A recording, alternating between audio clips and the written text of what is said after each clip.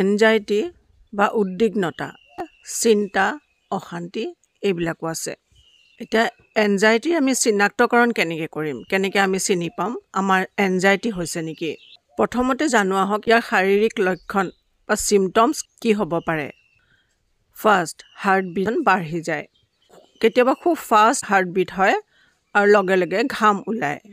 শৰীৰত আৰু হাত ভৰিত কঁপনিও হয় কেতিয়াবা, এইটো এটা কমন চিমটমছ।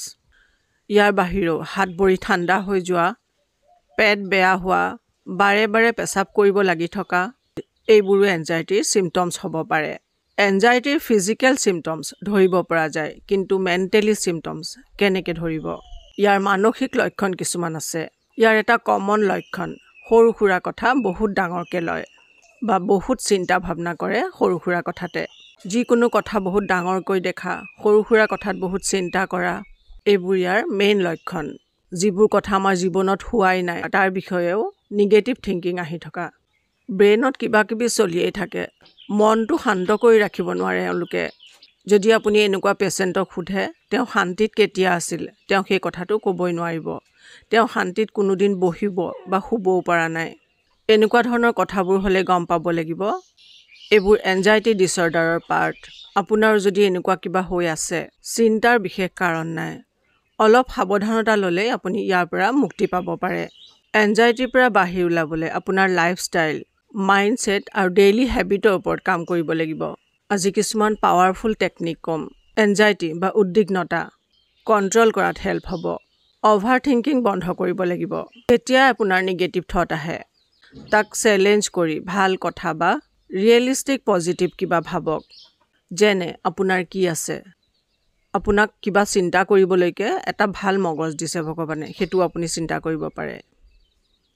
আপোনাৰ দুখন ভৰি আছে, দুখন হাত আছে, আপোনাৰ পজিটিভ কি কি আছে আপোনাৰ জীৱনত, সেইখিনি আপুনি চিন্তা কৰিলে গম পাব। নিজক কেতিয়াও জাজ নকৰিব। আপুনি কি কৰিব পাৰিছে, পৰা নাই, সেইবোৰ কথা চিন্তা কৰি নাথাকিব। আৰু নিজৰ ইম'চনছক একচেপ্ট কৰক। Second number, daily practice for anxiety relief. Deep breathing কৰক। 4-7-8 টেকনিক ইউজ কৰক। দীঘলকৈ উশাহটো টানক 4 ছেকেণ্ডৰ কাৰণে। 7 ছেকেণ্ডৰ কাৰণে উশাহটো ভিতৰত হোল্ড কৰি ৰাখক আৰু 8 ছেকেণ্ড লওক দীঘলকৈ উশাহটো বাহিৰলৈ ওলাই দিবলৈ। এইটো প্ৰচেছে এনজাইটিৰ পৰা আপোনাক ইনষ্টেণ্টলি ৰিলিফ দিব। মটিভেশ্যন আৰু মাইণ্ডফুলনেছ। ডেইলি 10 মিনিটৰ মটিভেশ্যনে আপোনাক মেণ্টেলি ষ্ট্ৰং কৰিব। সেই মটিভেশ্যন যিকোনো হ'ব পাৰে। পজিটিভ মানুহৰ লগত কথা পতা হ'ব পাৰে, ভাল মুভি এখন চোৱা হ'ব পাৰে, নহ'লে বা কোনোবা মটিভেশ্যনেল স্পীকাৰৰ কথা শুনিব পাৰে, নহ'লে বা ভাল এখন কিতাপো পঢ়িব পাৰে য'ত আপুনি মটিভেশ্যন পাব। Third number, body healing. Nutritious food ল'ব লাগিব। প্ৰচেছ ফুড এভইড কৰিব। কেফেইন এভইড কৰিব। আহাৰত ফ্ৰেছ ফল মূল, নাটছ আৰু হাৰ্বেল টি এড কৰক। এক্সাৰচাইজ, খোজ কঢ়া বা লাইট এক্সাৰচাইজ, এইটোৱে আপোনাৰ ষ্ট্ৰেছ হৰম'ন বেলেঞ্চ কৰিব। এইটো কাৰণে 10 মিনিট সময় হ'লেও উলিয়াব। চাউণ্ড শ্লিপ, 7-8 ঘণ্টাৰ টোপনিয়ে আপোনাক এনজাইটি ৰিডিউচ কৰাত হেল্প কৰিব। 7-8 ঘণ্টাৰ টোপনি কেনেকৈ ল'ব? এনজাইটি থকা মানুহৰ টোপনি কম হয়। ৰাতি শুবৰ সময়ত ভৰ্তিকৈ এবাল্টি পানী লৈ, গৰম পানী লৈ তাত ভৰি ডুবাই থ'ব 10 মিনিটৰ কাৰণে। আৰু এটা নহ'লে প্ৰচেছ কৰিব পাৰে, ভাল ঘি, গৰুৰ যিটো ঘি আছে, ভাল ঘি লৈ পেলাই ভৰিকেইখনত তলুৱাৰ পৰা ভৰি ওপৰলৈকে খুব ভালকৈ 10 মিনিটমান সময় মাছাজ কৰি শুব। তেতিয়া আপোনাৰ খুব ভাল টোপনি আহিব। 4th number, nature and social connection. ৰাতিপুৱা ৰ'দ ল'ব, এইটোৱে খুব ভাল কাম কৰে। আৰু পাৰিলে ৰ'দত অলপমান খোজকাঢ়িব। এইটোৱে আপোনাৰ মাইণ্ড ৰিফ্ৰেছ কৰিব। ক্ল'জ মানুহৰ লগত কথা পাতক। নিজৰ ফিলিংছ তেওঁলোকৰ লগত শ্বেয়াৰ কৰক। Number 5th, herbal and natural remedies. Ashwagandha T ল'ব। এইটোৱে আপোনাৰ নেচাৰেল ষ্ট্ৰেছ ৰিলিফ কৰিব। এৰ'মা থেৰাপি, লেভেণ্ডাৰ আৰু চেণ্ডেলউড এচেঞ্চিয়েল অইল ইউজ কৰক। এতিয়া আহোঁ আহাৰৰ কথালৈ। 1 নম্বৰ, মেগনেছিয়াম ৰিচ ফুডে আপোনাৰ ষ্ট্ৰেছ কম কৰিব। পামকিন চিডছ, বাদাম, আখৰোট, ডাৰ্ক চকলেট য'ত 70% কোকা থাকে, পালেং, মেথি, এইবোৰ খোৱাটো কৰক। 2 নম্বৰ, ওমেগা 3 ফেটি এচিড, যিটো ব্ৰেইন আৰু মুডৰ কাৰণে বেষ্ট।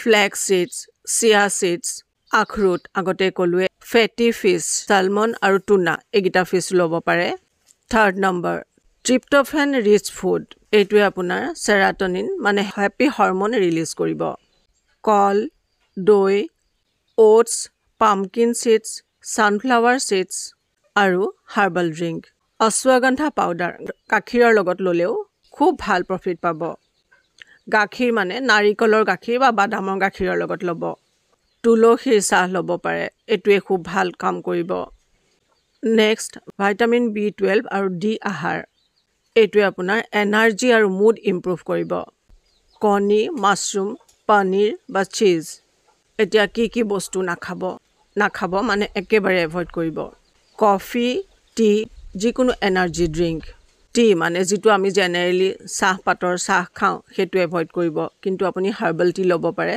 হেতু ভাল কোম্পানীৰ তাত ইনগ্ৰেডিয়েন্টস কি আছে চাই পেলাই আপুনি হেতু ল'ব পাৰে কফি টি আৰু এনাৰ্জি ড্ৰিংক হেবোৰ একেবাৰে নাখাব চেনি আৰু প্ৰসেস ফুড এবোৰ একেবাৰে নাখাব এলকহল আৰু স্মোকিং একেবাৰে নো ফাষ্ট ফুড আৰু ফ্ৰাইড আইটেমস নাখাব যদি আপুনি এই ডায়েট আৰু ৰিলেক্সেশন টেকনিক ফলো কৰে এনজাইটি চিন্তা ভাবনা এবোৰ নেচাৰেলি ঠিক কৰিব পৰা যায় যদি আপোনাৰ এনজাইটি চিন্তা এবোৰ সিভিয়াৰ হৈ গৈ আছে আপুনি কন্ট্ৰোল কৰিব পৰা নাই তেতিয়া প্ৰফেশনাল কাউন্সেলৰ বা থেৰাপিষ্টৰ লগত কনসাল্ট কৰক এতিয়া মই ইয়াত যিমান বিলাক আপোনাক আহাৰৰ কথা কলো যিমান বিলাক টেকনিকৰ কথা কলো প্ৰথম আপুনি আজি এটো টেকনিক কৰক উখাহ লোৱাৰ টেকনিকটো ব্ৰিডিং টেকনিকটো ইউজ কৰক যেটো মই কৈ গলো 478 আকৌ এবাৰ মই ৰিপিট কৰিছো উখাহটো লওঁতে 4 সেকেন্ড সময় উখাহটো লওঁতে লব এনেকে 4টা সেকেন্ড লব